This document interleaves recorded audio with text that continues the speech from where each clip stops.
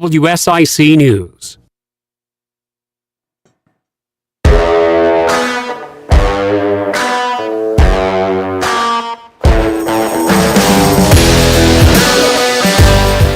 What is going on, everybody? Welcome back to the Scoreboard here on WSIC.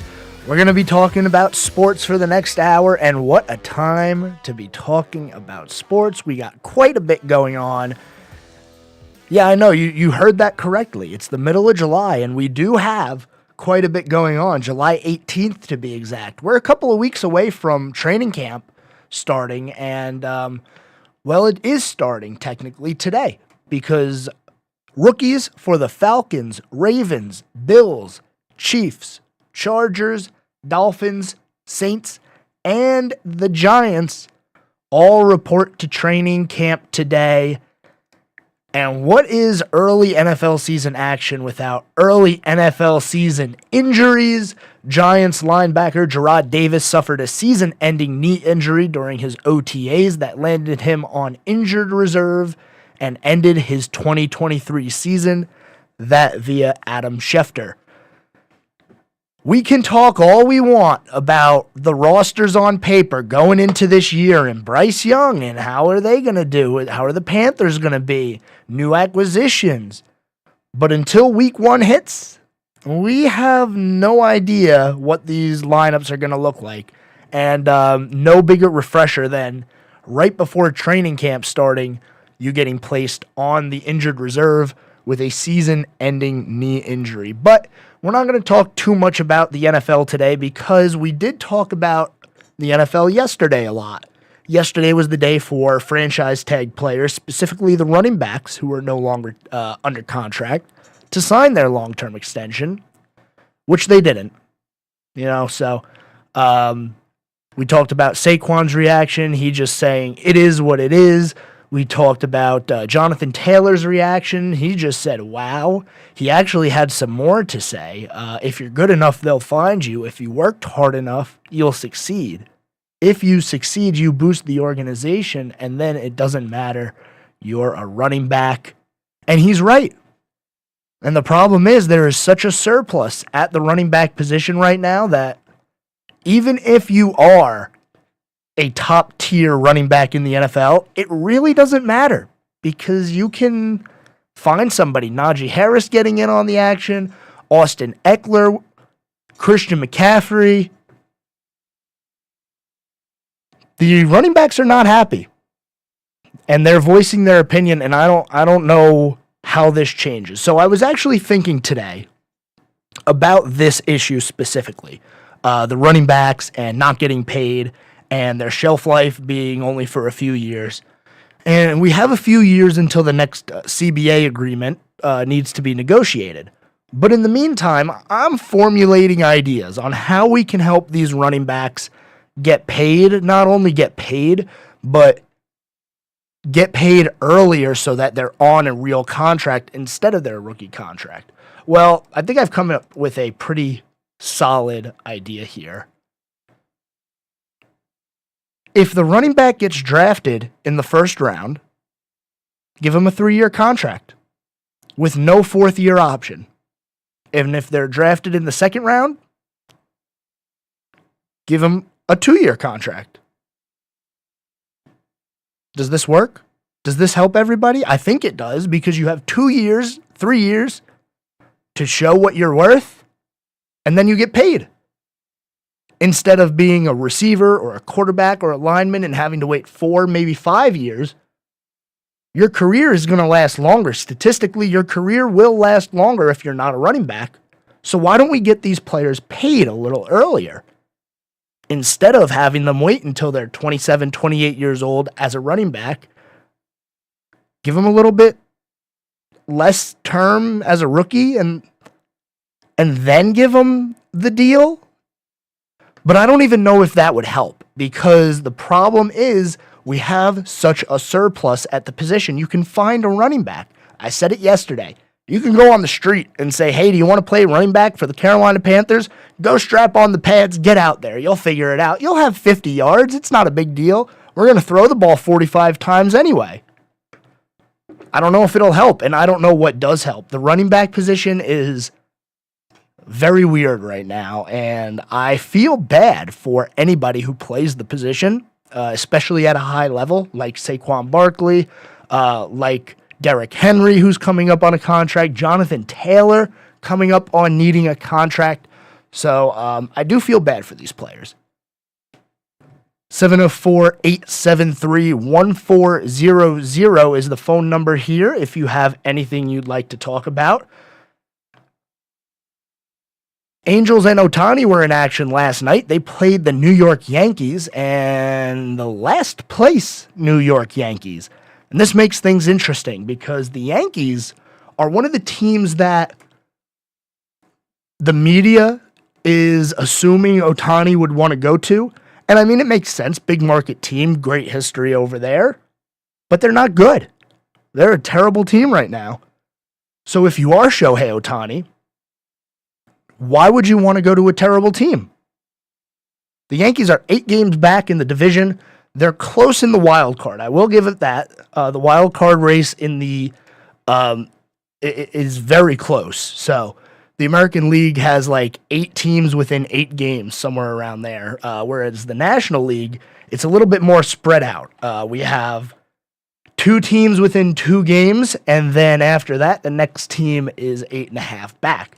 So we have a way for the Yankees to get in here. I mean, even being last in their division.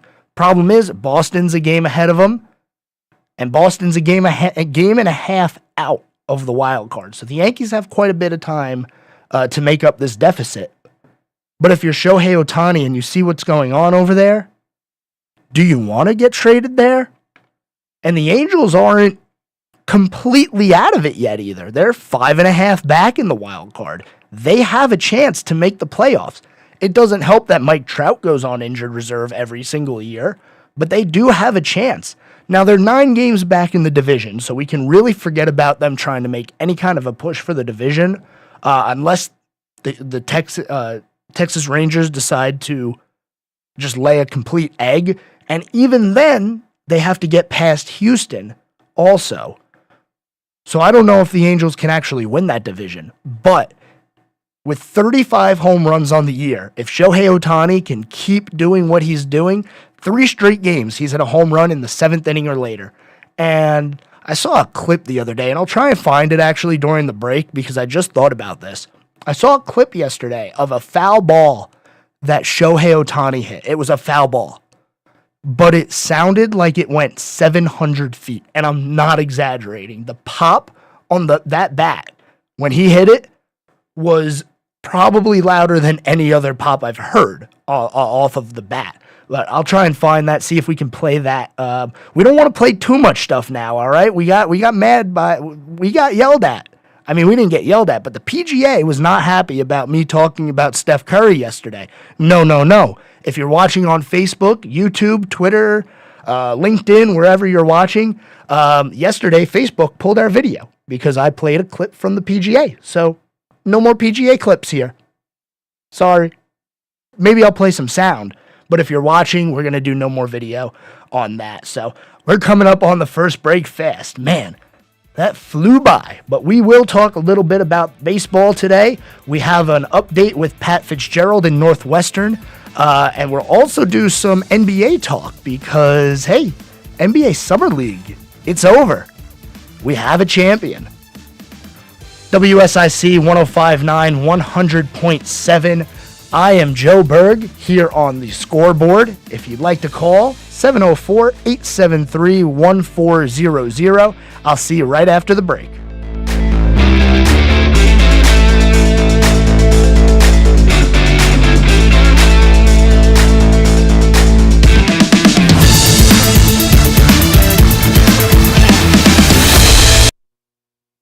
Serving you better than ever before.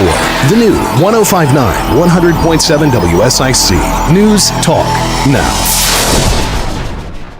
Here is your WSIC community calendar. Christmas in July is coming to downtown Mooresville. The Mooresville Downtown Commission is hosting their annual July Sales and Sip and Shop event in downtown Mooresville on July 21st. For more info, visit downtownmooresville.com. Blue Moon Productions and Center Stage Alliance present Tom Dooley, a Wilkes County legend. Opening July 20th at Matt Gray Auditorium in Statesville. Enjoy a classic story here in Statesville. For more information, visit centerstagealliance.com. All right, Facebook listeners, I'm going to give you a little bit of a preview. Facebook, YouTube, here is the sound that I'm talking about. I'm going to play it on air for radio when we come back. But we're going to do a little bit of a preview here. Just for fun, just because I like everybody that's watching. If you're watching on YouTube, Facebook, please subscribe, like, share, do whatever you got to do. But here it is. This is absolutely incredible. Of the game. Oh, that is crushed! Oh my goodness. Let's do it one more time. Of the game.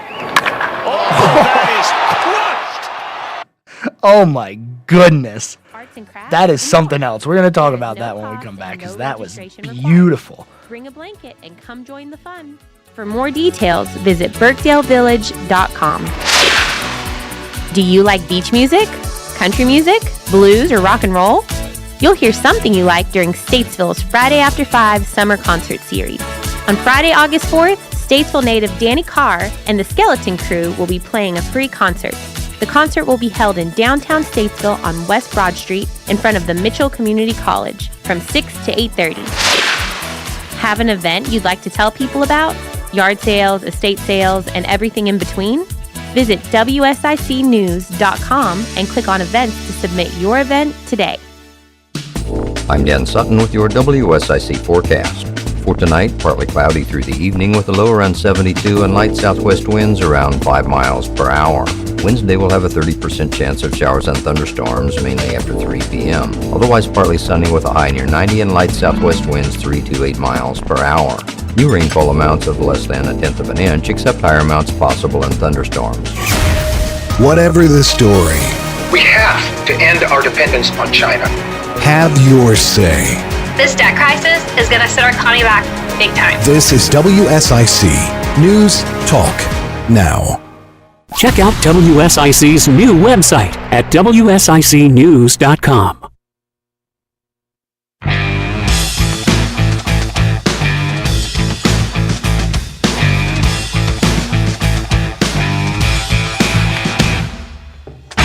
Welcome back to the Scoreboard here on News Talk WSIC. If you'd like to call in, 704-873-1400. I want to shout out anybody that's watching on Facebook or YouTube or Twitter. During the break, you can do live look-in. So if you're watching, you can still see what's going on, and sometimes I'll bring up the microphone so you get a little behind-the-scenes look. But we were looking at this clip that I was talking about as we went to break of Shohei Ohtani hitting like 116 mile an hour foul ball down the right field line. It is something about when he hits the ball, you go, oh, that's different. That's gone. It's gone.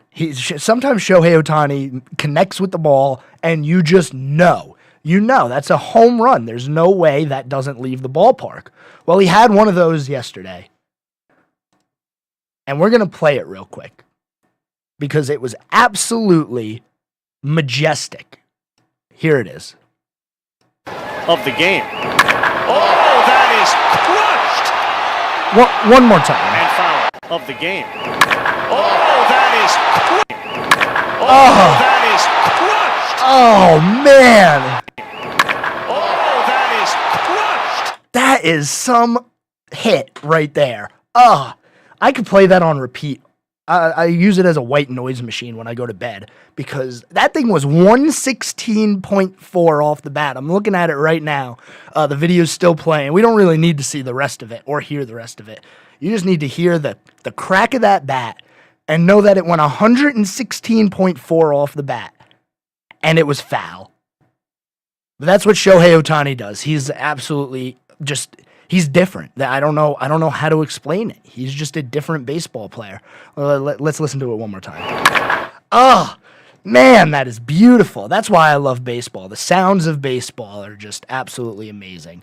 Nothing beats it. No sport, in my opinion, has a better sound than baseball. You know, hockey's a little bit up there too because You hear the hits, you hear the ice scraping. That one's up there, but I mean, football, yeah, cool. The pads are hitting, whatever. Basketball, all you hear is a ball dribbling and squeaking of the shoes. I don't really like that. Although when you get a swish, nothing but net, right through, that is a beautiful sound. Let's keep on the NBA real quick, segue real quick, because the Summer League is over. Yes, there was NBA Summer League action. Oh, did you watch it? I watched a little bit of it. I mean, it's the Summer League. It's pretty bad basketball. I was watching the finals last night. There was a pass that was the length of the court, and my man went to catch it, and it hit him right in the back. Yes, that's some top-tier basketball. But the Cleveland Cavaliers beat the Houston Rockets in the championship of the NBA Summer League in Las Vegas. Cleveland Cavaliers had some rookies playing. Imani Bates had 19 points in the win. And Isaiah Mobley, second-year player, had 28, as well as Sam Merrill putting in 27. Summer League action is usually, it is what it is. It's a lot of the younger guys trying to show off what they can do, maybe make the roster, hopefully not go to the G League or go overseas or go somewhere else. But it's the Summer League. It's over now. Now we get to wait for basketball season to start again. And it's going to be a good season because we got a lot to look forward to. Victor Wembanyama, Chet Holmgren. Remember Chet? He was injured. He was hurt for the Thunder all year. So technically his rookie year will be next year. We'll have two really highly touted players completing their rookie years next year. One off of an injury, one off of just getting drafted. So some interesting things to look forward to here in the NBA. Maybe we'll find out where James Harden's going to play one of these days. Maybe we'll find out if LeBron's going to stay, things like that. We know LeBron's not retiring. He announced that during the ESPYs. But as far as where he plays for the next few years, maybe he'll give us some more hints as the season gets underway. The Northwestern situation. Let's touch on this some, because we talked about it the other day. Northwestern head coach Pat Fitzgerald, the football head coach, was fired after the school newspaper reported systemic hazing and bullying going on at the school. And now, as reported by Dan Murphy and Adam Rittenberg of ESPN, Pat Fitzgerald is a defendant in a lawsuit filed by an ex-Northwestern player, as well as University President Michael Schill and the athletic director Derek Gragg. Those are the defendants, and the player is not named, although it was somebody who was on the team from 2018 through 2022. So somebody that had a fifth year because of the COVID, so somebody who was around and knew what was going on. It's a really, really upsetting story because there's a quote here. It seems like the athletic department as a whole was culturally tainted in a way that permitted hazing, sexual harassment, and racial discrimination. So here's my question. Why did it take the school newspaper doing a report on this for it to come to light after there was an internal investigation and they said that, yeah, maybe there was something going on, but we can't find any real claims that Coach Fitzgerald was doing something that he shouldn't have been doing, so we're only going to suspend him for 2 weeks? What was the difference? What was the difference between the internal investigation, which I love that term, you're investigating yourself. Good job. What's the difference between what they found with the internal investigation and what the school newspaper reported, which is, I don't think there was anything. I'm sure that the internal investigation found out exactly what the school newspaper was reporting, but because it was an internal investigation, they were able to keep it under wraps and not let it get out. And it took the school, the journalism students at the school, to blow this story wide open. I don't get it. And I mean, it's not like Northwestern is a great football team right now. You know what I mean? I mean, they were 1-11 last year. 1-11.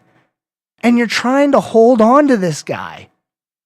I mean, I get it. He was an ex-player. He's a longtime coach, but he's 1-11.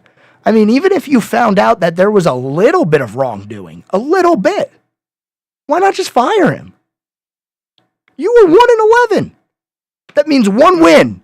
In case the school has forgotten what sports lingo is and the way we measure records, they had 1 win and 11 losses, and they fought to keep their head coach.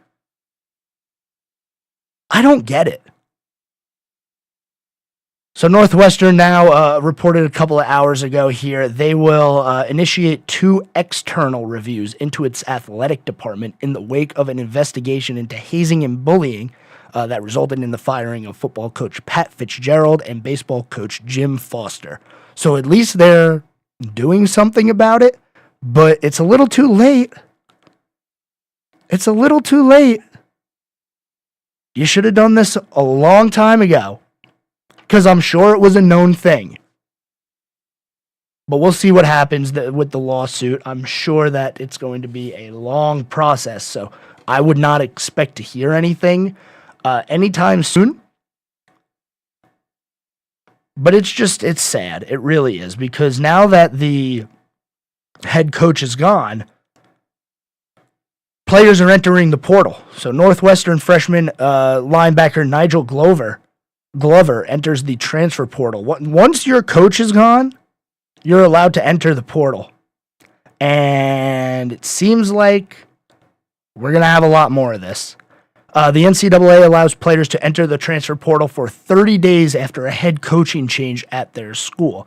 Northwestern fired Fitzgerald 3 days ago after concluding an investigation into hazing. So we have some time still before the season starts, but it's not a lot of time. It's not a lot of time. So we'll see what happens. I would fully expect for players at Northwestern to go into the portal, because why would you want to stay there? Especially if you're a freshman and you know that there's turmoil here. You didn't know about it. You were a high schooler last year. You had no idea. The sophomore, juniors, and seniors, they probably knew. And I'm wondering, are they going to be held responsible for this? Why are they not defendants in this lawsuit also? Weren't they the ones doing the hazing? A lot of things to unpack with this Northwestern situation, and it's never fun. It's always an upsetting thing to talk about, because nobody wants to see this. Nobody wants issues with hazing, with sexual abuse, with racial discrimination in sports. But unfortunately, it happens, and we have to talk about this. Now, I know it's not as bad as it once was, that's for sure, but it's still there. And that's why I think that a lot of the Northwestern journalism students were reporting on this, because, well, if you report on it, it's going to be out in the open, and maybe it'll stop. So they're trying to do their part in helping end the hazing, not only at Northwestern, but colleges and athletic programs across America and across the world. So we'll take a break here.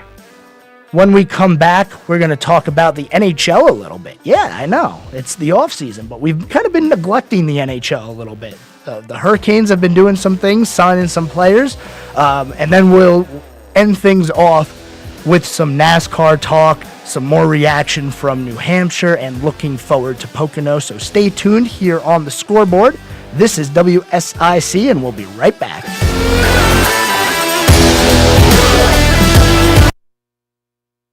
Local and North Carolina news now on the new 105.9 100.7 WSIC. News Talk Now. I'm Mike Jackson, WSIC News. The Statesville City Council voted Monday night to sell property along I-40 to a company planning to build a hotel at the site. Reversing a decision from last month, council members voted 6-2 to sell off lots off Free Nancy Avenue to Jam Hospitality for $650,000. After Jam Hospitality, which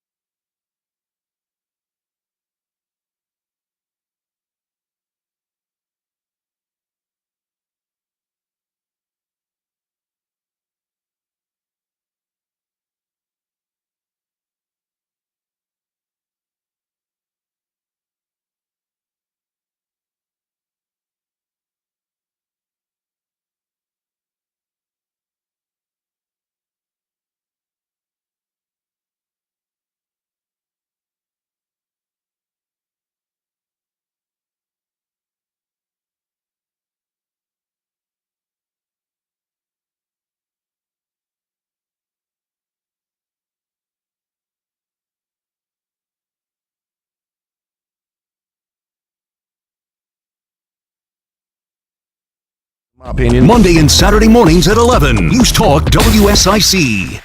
Go beyond the headlines. WSIC. News Talk Now.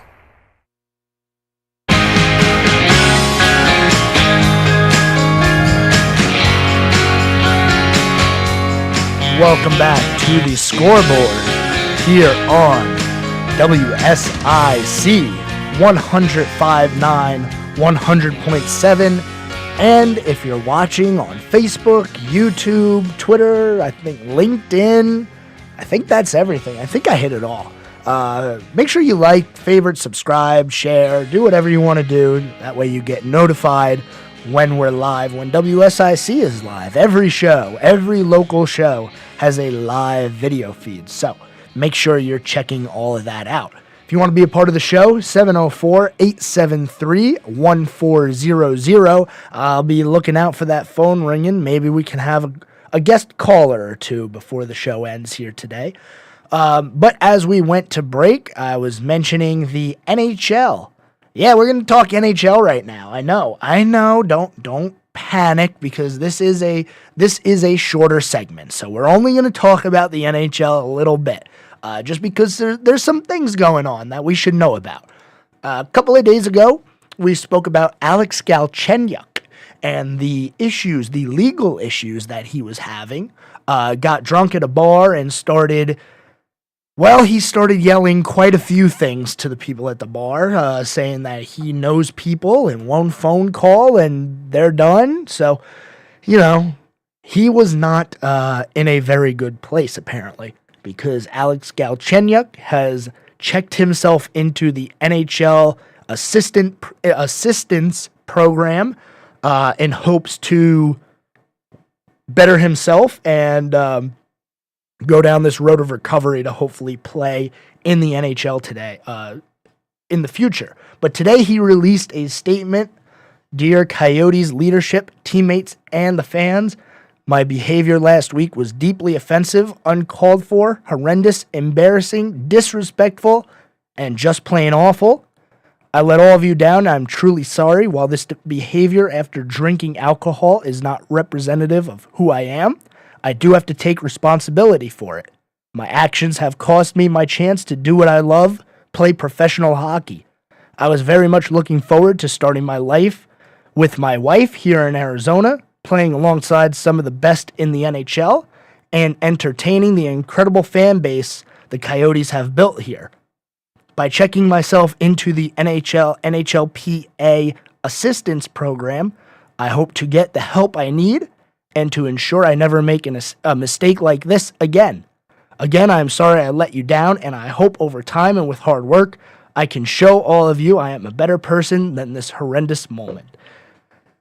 And I really hope he can, figure it out, because it was a really upsetting thing to hear about this.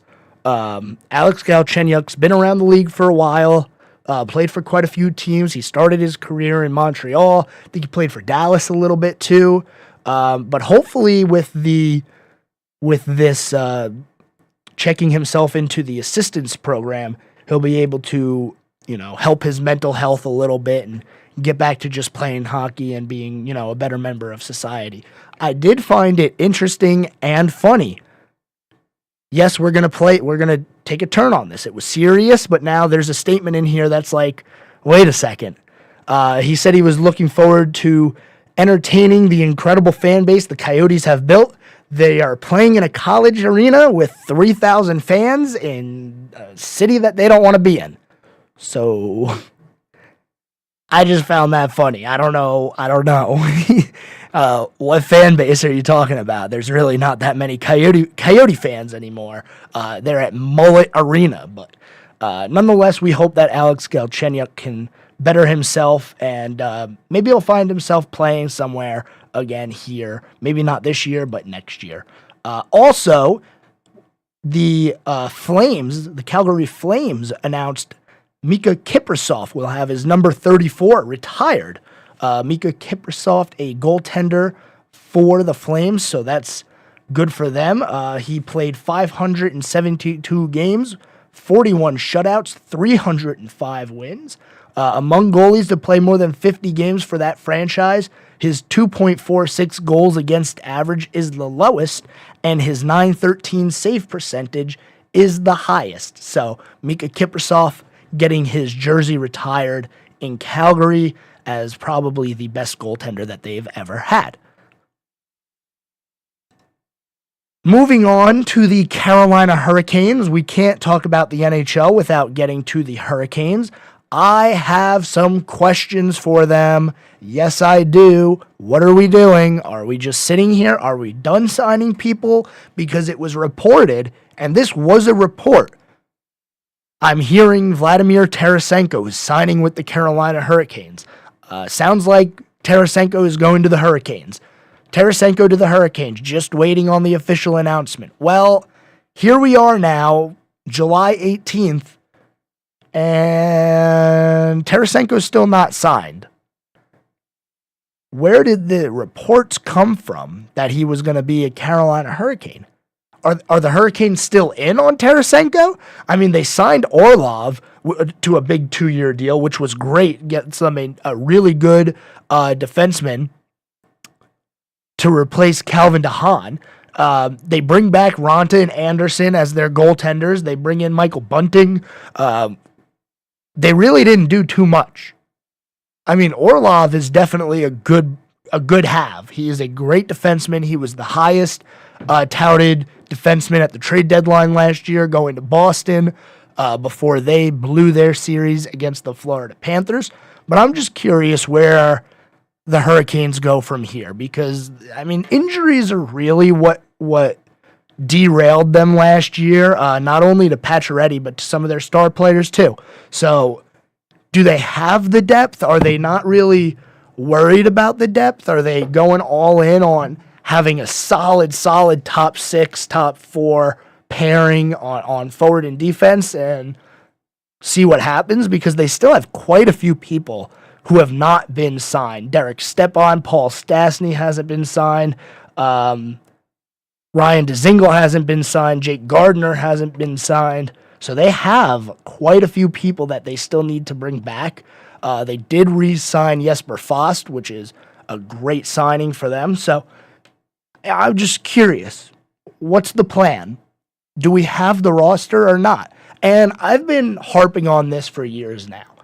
Ever since Carolina started to turn the tide a little bit, when they were really bad and then they started to get good and then they made the playoffs, and now they are a contender. Every year in, year out, they're a contender. What are we doing about the goaltending situation here? Because Anderson and Ronta, obviously they didn't cut it. You've had this pairing for years now. Is this what we're sticking with again? I remember Nedeljkovic a couple of years ago. He was good, but they sent him off to Detroit, and now he's not really that good, so good on them. But what are we doing? Where are we going from here? I need to know, because I don't think Ronta and Anderson are the answer in goal. But I also know that they've, made the playoffs quite a few times here. They went on a pretty good run, so Frederik Andersen, Antti Ronta, they are going to be the goaltender duo yet again. And Ronta's not bad. Anderson's not bad. He was really good in Toronto. But I just don't think that either of those guys are star players. I don't think they're number one goaltenders. We'll have to see what they do. Obviously, the goaltending is going to be set, but maybe they bring in another player or two. I would love to see them bring in Tarasenko. He's still out there. Patrick Kane is still out there. Jonathan Taves is still out there. Matt Dumba's still out there. We have a lot of good players still out in free agency. I'd love to see Carolina do something about it. But we're going to take our last break of the day here. When we come back, we're going to talk a little bit of NASCAR, because Martin Truex Jr. in his post-race interview had some interesting things to say about his future in the sport. So stay tuned on WSIC. This is The Scoreboard.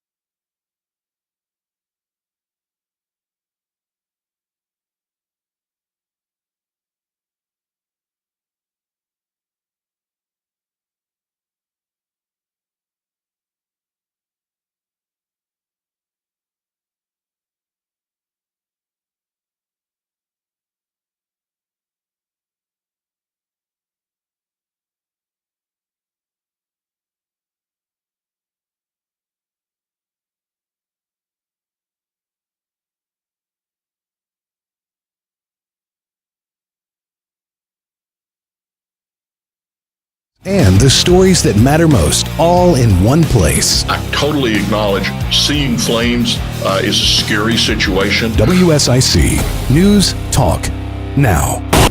The #1 news station for Lake Norman and Statesville. News Talk WSIC.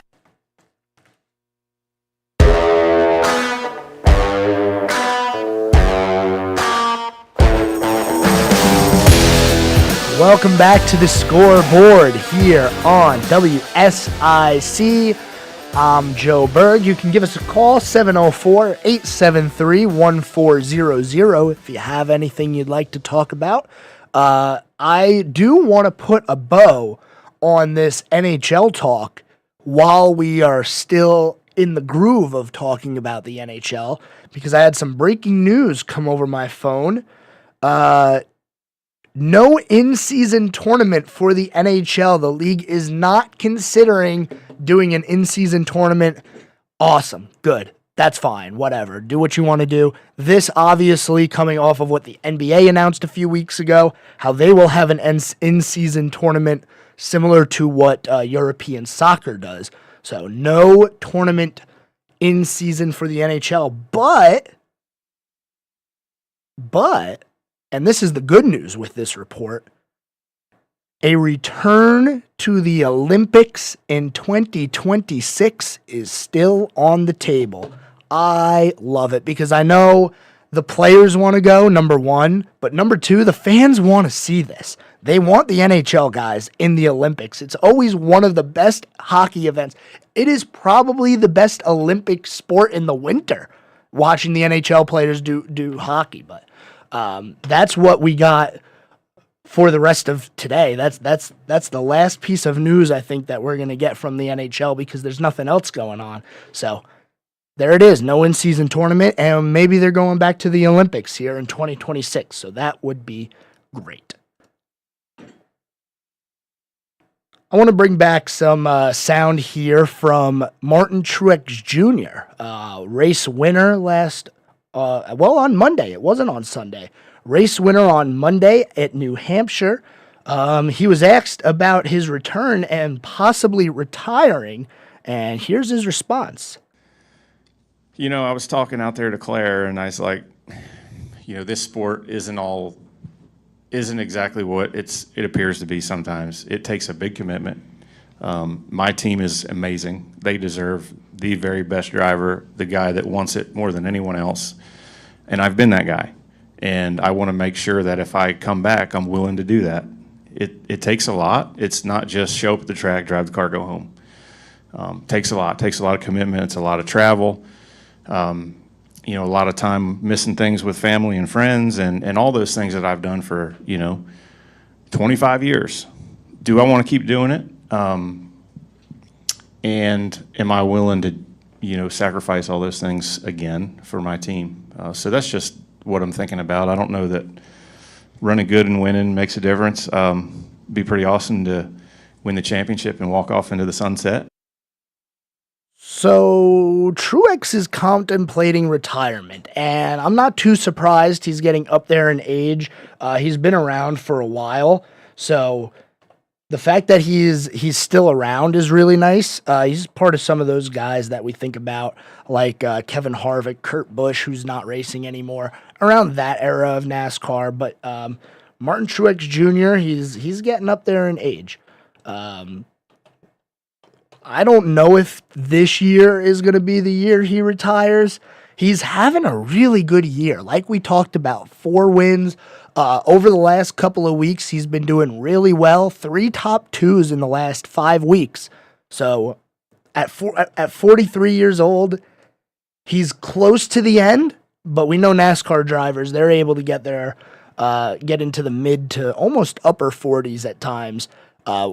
If they're doing good still. You don't want to be running at the end of the field not having good races. But that brings us to Pocono this weekend. We go to the Pocono Mountains, and it's a good one. It's going to be a good one because we have so much to look forward to. I'm telling you what, the fact that Kyle Busch is going to be in an RCR car at Pocono here, that's going to be fun. Kyle Busch, one of the best Pocono drivers there is. Him and Denny Hamlin are the two that I think about when I think of people who are really good at Pocono. It used to be not Kevin Harvick. Matt Kenseth was really good there. Junior had his time there. I remember Brad Keselowski had a few years where he was absolutely dominant, and now he's in RFK racing, driving the 6 car. So it'll be interesting, but we do have some audio here from Kyle Busch regarding his success at Pocono. So let's pull that up here, and we'll hear from Kyle. Pocono thing really started about 2014. Me and Dave finally kind of hit on something that was working for us, and then in 2015 with Adam came together, and we were really fast there ever since 2015. That was obviously with the JGR guys, and so it'd be interesting to see if it translates with me, with the RCR group, being able to go to Pocono next week with our Chevrolet and be fast. But kind of changed my driving style at the racetrack just a little bit around that same time frame, and I've kind of stuck to my guns on that. The track also was just starting to get its age because it got repaved in like 2010 or 11 or something like that. So it's really kind of come into its own now. It's pretty bumpy again, lost a lot of grip again. So, it lends itself to being able to widen out a little bit, which is always nice. And that brings up a point that I always like to talk about with NASCAR, and that's the fact that these drivers do not like when the tracks get repaved. Let's think about Atlanta. Atlanta was the most worn-out track surface in NASCAR, and drivers loved it because they actually had to drive the race car. They would not be comfortable for any amount of time at that track. Now you go and think about when they did repave Pocono, it was boring. Track was brand new. They didn't really have to drive it that hard, to drive it as hard as they could to hold on to it. They were all just cruising. But when you get to these worn-out racetracks, and like Kyle was talking about, they get a characteristic of their own. And, changing your driving style at a track is really good once it starts to wear out. It definitely helps. We'll see what happens at Pocono, though. And like we've been talking about, and I'm going to beat this Busch until the playoffs start or until he wins. Chase Elliott is in extreme danger of missing the playoffs right now. He's 60 points behind the cut line. I think he's in a must-win situation. Thinking about it, looking at the tracks we have left, unless he can pull it off at Watkins Glen, because he is a good road racer. He finished 3rd at the Chicago Street Race. I really don't know if Chase Elliott's going to make the playoffs this year. But let's give it a few more weeks because he is a former champion. He can get it done. He can turn it on. But missing those 7 races early in the year, it hurts. And I'm curious if there's going to be any kind of contract changes because of what's happening to Chase Elliott. He's probably not going to make the playoffs unless he wins. If he would have run those 7 races before he broke his leg, he would have probably been in. The thing is, he broke his leg skiing in the off season. So what is the contract going to say next time you sign it? We know that in sports like the NFL, the NBA, some of your star players actually in the contract, it says, hey, we don't want you playing pickup basketball. We don't want you going skiing. We don't want you doing anything that's going to put your body in harm. Do we see this in NASCAR soon? And how would you do this? Because you have drivers like Kyle Larson who love to dirt race. And whenever they're not racing their cup car, you can find them at a dirt track, running quarter midgets or whatever they are, with the big wing on the back. Is NASCAR going to see contract structured like that? Because you want to protect your investment, and paying a driver is an investment. It is. You invest in them to drive your race car and do good. I would think that there's going to be an adjustment. NASCAR is a little bit behind the times, I feel like, usually, so seeing this happen now wouldn't be a surprise, especially after the Chase Elliott incident. Now, we've had other problems before with drivers getting hurt. It happens all the time. But this is really the first one that I can remember, at least recently, where it was a driver getting hurt doing something that he wanted to do on his downtime. Skiing, and you break your leg. Maybe no more skiing for Chase Elliott. Maybe no more skiing for a lot of these guys. I remember a few years ago, there was a video of Patrick Mahomes playing basketball and just kind of playing around, having a good time. And people were laughing around, and all of a sudden it was reported, hey, Mahomes' contract might now say he can't be doing that because they don't want him to get hurt. Just like if you're Rick Hendrick, you wouldn't want Chase Elliott going out skiing and getting hurt again. He's 23rd in the standings right now. 60 points out. Justin Haley is higher up in the standings. Justin Haley, yes. He is higher in the standings than him. And I know, 7 less races, but he did it to himself.